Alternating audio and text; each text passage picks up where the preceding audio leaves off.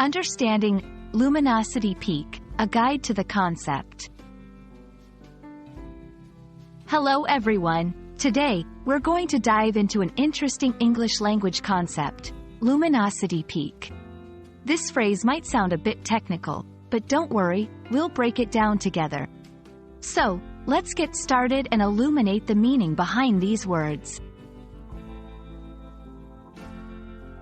Luminosity is a term often used in astronomy and physics, but it also has a broader meaning. In a general sense, it refers to the brightness or intensity of light emitted from a source. Imagine the sun shining brightly in the sky. That's a perfect example of luminosity in action. Now, let's focus on the word peak.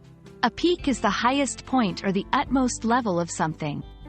It can refer to the top of a mountain, but in our context, it's about reaching the maximum level. Think of it as the moment when something is at its most intense or strongest point. When we combine these two words, luminosity peak refers to the point where luminosity, or brightness, is at its highest.